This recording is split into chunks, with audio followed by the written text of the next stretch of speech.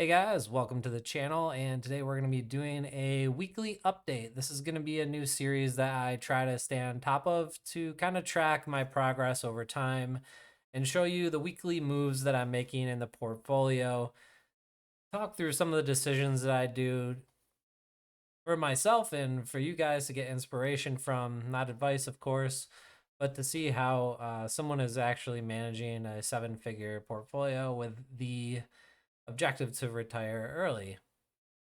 Now, my timeline, and I'm going to be as transparent as possible. You can see here's my Robinhood account with all the shares, and I'll show you the transactions and stuff. I'm not using any leverage.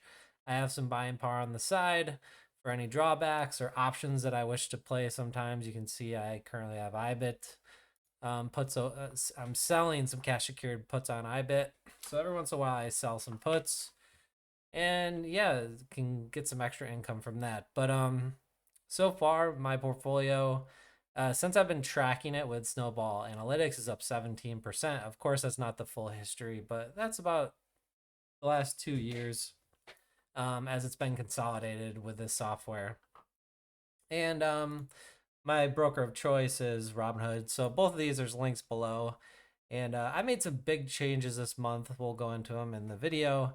And I'll kind of show you my holdings here and go over the top holdings. Some holdings I have just as an experiment to see how they trend over time. They're not smaller or significant positions, like anything a percentage or so. I've been cutting these over time. Like, I'm interested in the funds and they're kind of just there for my attention. They do perform and have been making money, most of them, but very small and very small proportion of the portfolio. Like for Polaris example, this is a brand that I enjoy and like, and ended up getting assigned calls, but I'm comfortable holding this as of right now, and it is a good dividend payer. So you know, my core focus in these videos will be going over, my top 6 to 8, the top 80 to 90% of my portfolio. So if you haven't heard before, SCHD is my cornerstone. Basically, it's accounts for almost 25% of my portfolio, which is right about where I want it. VOO VTI accounts for another 25% about. And I mean, that's basically the S&P 500. So dividend payer, and we have dividend payer and the S&P 500. This has, is more subjective based on the fund managers. And we also have some income, which is a big portion of my focus right now, but not the entire. So if you look up here right now, we're bringing in 42,000 annually just in dividends. Well, just a week ago, this was at just about 90,000, and just off of me looking at where my future is, where my projections are, I was like, I don't need to be making $80,000 because I had a lot of yield max and round hill ETFs and stuff like that. That was, they're very interesting. I'm going to continue to follow them, but for me right now, I'm not spending that extra 40,000. I'm not even spending this 40,000 yet. Probably won't be digging into this for the next 3 to 5 years, where I start taking some of this as a percentage to use. So there's no reason for me to have all this extra income here that I'm getting taxed on. I'd rather see it in growth stuff. So I'll go into more of that. And yeah, people are going to argue this or not, but I am not a straight income investor. that is 100%. I've decided I'm not an income investor yet. Some people are. Some people are close to retirement or in retirement, and these yield max funds, further risk appetite makes complete sense to them. To me, it does not. I want to see things like where I'm getting growth, 6 to 10%. I bet here you can see the IRR of this it says 11%, but this is closer to 30% over the last 10 years. I mean, 5 years, the last 10 years, closer to 50%. So I'm going to be positioning myself accordingly. Yes, there's a lot of risk in IBIT and Bitcoin, the price of Bitcoin, but based on my time horizon and my what I've done to research, these are things that I'm comfortable in. We also have some real estate here, VNQ, as well as O, Realty Income. Everyone knows about O. VNQ is a little more is more diverse, and O is a lot of Vegas. O has traditionally been pretty good. I was thinking of Vici. Vici I exited a while ago because I believe Vici is VICI has a lot of Vegas exposure, and I think it kind of seems like Vegas. I don't think long term it will have a hard time, but it seems like short term it might be struggling a bit. So I don't. We'll we'll have to keep an eye on that, but this is where I want to be in real estate. To be honest, I do have some real estate of one rental property, which I'm not going to cover here. But 5% about 5% in real estate is pretty comfortable for me. I don't need more exposure to that. But it's nice to have a little.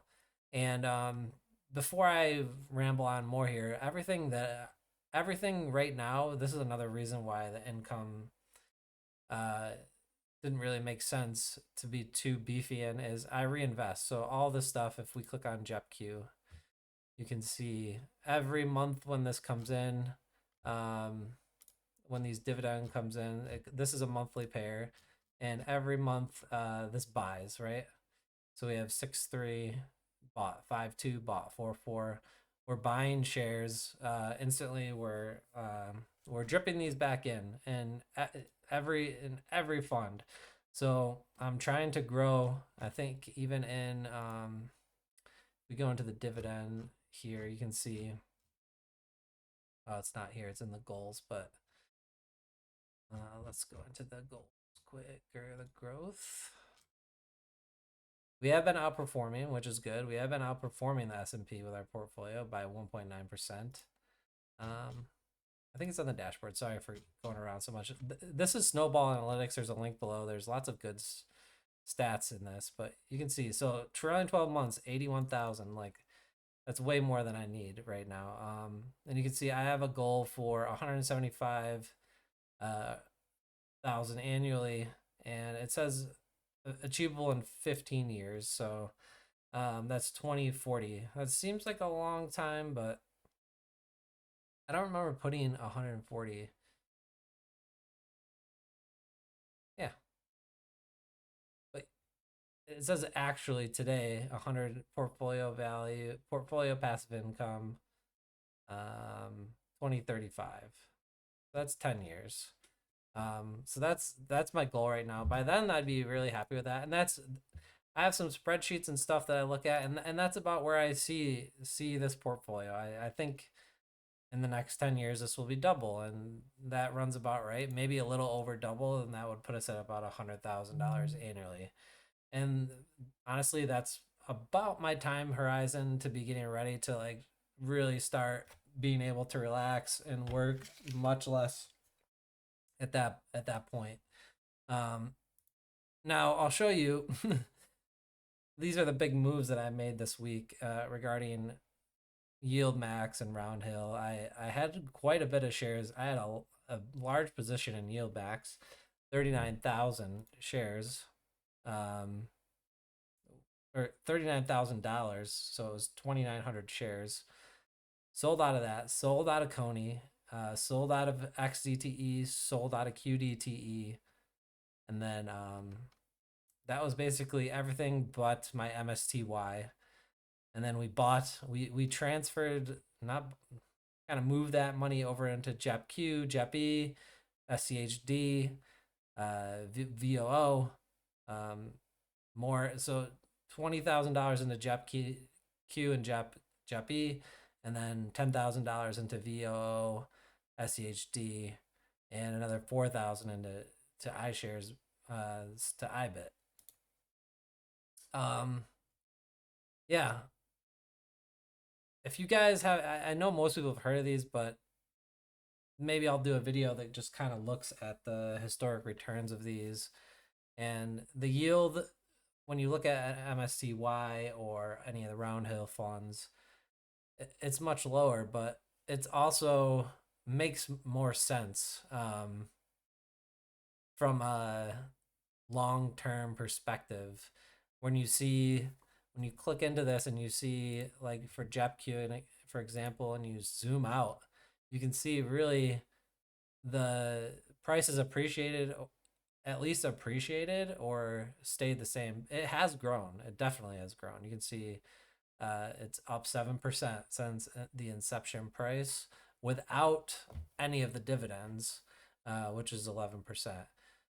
I don't think any yield max funds have performed this way. Maybe MSTY, but all it takes is for Bitcoin to have a big retrace, and it's never going to gain any of that back. I'm sorry, or Nvidia, and that's just how it works because the way that the risk profile is with them.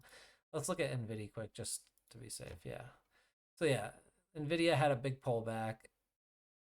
It's still probably doing good, but it once you have a huge pullback with these covered call strategies, it's hard to recover.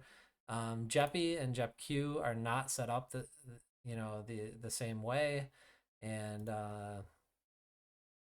yeah, you can see that both of them, they're up since inception, and they go up and it goes down. They go down and it goes down, of course, but they've been able to hold their share price and hold that original value that you put in much better, which is important for me since if I'm gonna have 15% of my portfolio on that, I at least want to know that it's not going to be bled or get decayed away over time. And the rest in the lion's share of my portfolio better grow. Like I want to see this grow over time. So at least I know I have 60 percent of my at least 60% of my portfolio that is going to significantly grow over time every year. With all these assets, they're all about these are all basically growth. Um, yeah, everything down here is basically a growth fund besides MSCY, which is 1/4% of my portfolio, which is nothing. We'll watch this, but it's more in there for fun at this point, at that size compared to anything else. But yeah, that's a weekly update. Hope you guys like it. I'll try to do this every week, and like, subscribe. Any other info is in the description. Let me know what you think in the comments, and we'll see you in the next one.